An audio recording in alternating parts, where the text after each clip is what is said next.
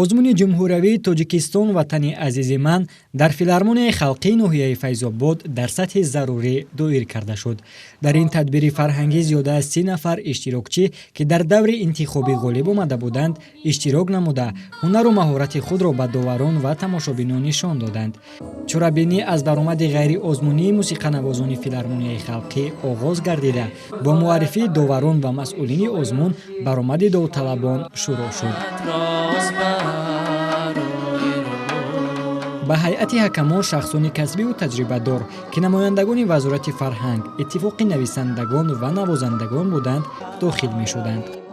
ҳабибуллоҳ мирзошариф, омӯзгори мактаби санъати бо номи Дӯстмурод Алиф. аз он рӯзе ки амри асосгузори сулҳу ваҳдати миллӣ, пешвои муаззами миллат, президенти кишвар муҳтарам Эмомалӣ Раҳмон оиди гузарондани озмуни ҷумҳуриявии Тоҷикистон ватани азизи ман ба тасвиб расид ва низомномаи озмун ба ноҳияи Файзобод расид. мо омодагиҳоро ба даври аввали озмун оғоз намудем ва аз ин навид бисёрам хурсанд шудем, чаро ки ин боридгар исбот намуд ки ҳукумати ҷумҳурии Тоҷикистон имрӯз барои дарёфти чеҳраҳои нав, истеъдодҳои ҷавон боз ҳам кӯшишҳои зиёд ба харҷ медиҳад ва аз чашмахонхонони ҷавони мактаб умед дорем ки ба даври дигари ниҳоӣ роҳ хоҳанд ёфт, чаро ки бениҳоят заҳмати зиёд кашиданд.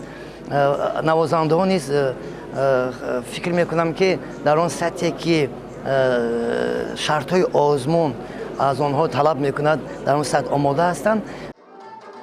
аз миёни 5 номинатсия сарояндагӣ, навозандагӣ, оҳангсозӣ, шоирӣ ва ровигӣ ки дар оинномаи озмун пешниҳод гардидааст, довталабон бештар дар номинатсияи сарояндагӣ ба назар мерасиданд.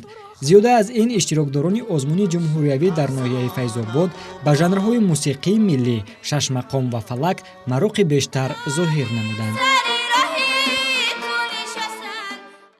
мо ба ҳайси ташкилдандагони озмун ҳаракат кардем, бисёр кӯшиш ба харҷ додем ки синни сол аз 14 то 40 сола фаро бигирад.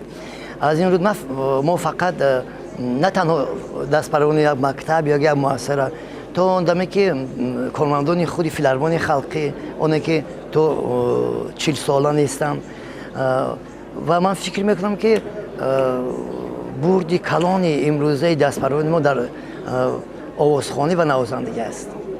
ман Қурбону Шаҳоб дастпарвари мактаби санъати ба номи Дӯстмуроди Алӣ ноҳияи Файзобод мебошам. ман дар ин озмуни Тоҷикистон ватани азизи ман ҳоло иштирок мекунам. ман муддати чанд рӯз мешавад ки барои ин озмун тайёрӣ мебинам ва ҳоло ман бошад дар ин ҷо соқинома баромада пешниҳод мекунам ва мехоҳам ки мухлисони худамро шод гардонам, аз даври аввал ба даври ниҳоӣ роҳ ёбам.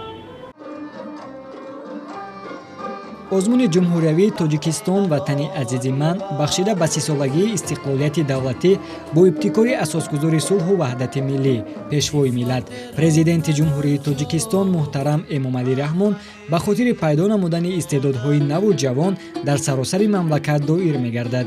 дар ин озмун вобаста ба номинатсияҳо нафарони аз 13 то 45 сола имкони иштирок карданро доранд. масъулини озмуни мазкур дар ноҳияи Файзобод ин талаботро ба назар гирифта довталабони сину соли гуногунро ба саҳнаи ҳунар роҳ доданд, аммо миёни иштирокчиён наврасону ҷавонон бештар буданд. ман Давлат Шодмер, хонандаи синфи ҳафтуми муассисаи таҳсилоти нонаи умумии рақами 1 ба номи Исмоилӣ Сомонии ноҳияи Файзобод. хушҳолам ки имрӯз дар байни ҳамсолони худ дар озмуни ҷумҳуриявии Тоҷикистон ватани азизи ман баҳри сазовор пешвоз гирифтани 30-солагии истиқлолияти давлатии ҷумҳурии Тоҷикистон доир мегардад, ширкат меварзам. озмуне ки метавонад дар ниҳоди мо ҷавонон, ояндасозони миллат, дӯстию рафоқат, ватандӯстию хештаншиносӣ ва бунёдкорию созандагиро бедор намояд, доир мегардад. ин муҳаббатро нисбат ба озмуни ҷумҳуриявии Тоҷикистон ватани азизи ман амри асосгузори сулҳу ваҳдати миллӣ, пешвои миллат, президенти ҷумҳурии Тоҷикистон муҳтарам Эмомалӣ Раҳмон боз ҳам афзунтар намуд. ман Мадина Зоирова, хонандаи синфи 11 муассисаи умумии рақами 1 ноҳияи Файзобод.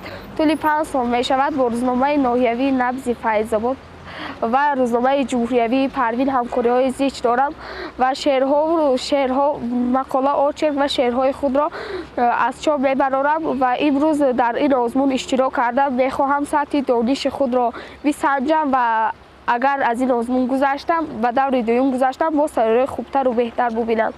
سفیر کشور عشق است شاعر، دبیر دفتر عشق است شاعر، بسازد تا نفس در سینه دارد، سپند مجمر عشق است شاعر. суруди ватандӯстона ки аз ҷониби яке аз довталабон пешниҳод гардид ба баромади иштирокчиён хотима бахшид. дар охири чорабинӣ масъули вазорати фарҳанг барои омодагии зарурӣ дидан барои иштирок дар озмуни мазкур ба иштирокчиону ташкилкунандагон изҳори сипос намуд. ҳамзамон ба беҳтарин довталабон ки аз ҷониби ҳайати ҳакамон интихоб гардиданд диплому тӯҳфаҳо тақдим гардид.